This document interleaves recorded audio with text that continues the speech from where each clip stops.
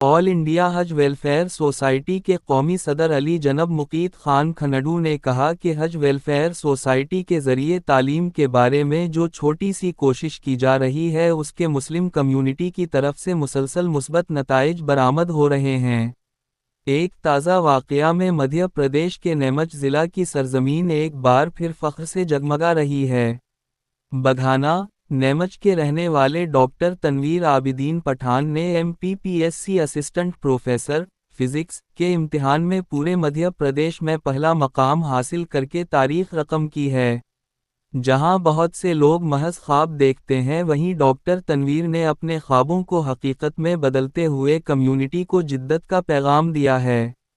फ़िलहाल वो Swami Vivekananda government PG college, Neemuch में बतौर मेहमान स्कॉलर खिदमात अंजाम दे रही हैं।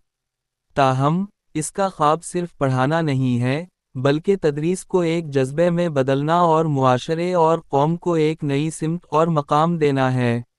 डॉक्टर तनवीर की कामयाबी सिर्फ एक ओहदा नहीं है, बल्कि अनगिनत जिद्दोजहद, बेख्वाब रातों और दिन रात की मेहनत का जिंदा सबूत है।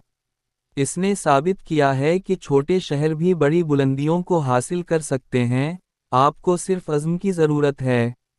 कुछ लोग रुकावटों के दरमियान भी अपना रास्ता तलाश करते हैं। जो अपनी कहानी खुद लिखते हैं वो बाज नहीं आते। डॉक्टर तनवीर की ये कामयाबी ना सिर्फ उनके लिए बल्कि नीमच ज़िला के हर इस तालिब इल्म के लिए एक तहरीक है जो वसाइल की कमी के बावजूद आसमान तक पहुंचने का ख्वाब देखता है।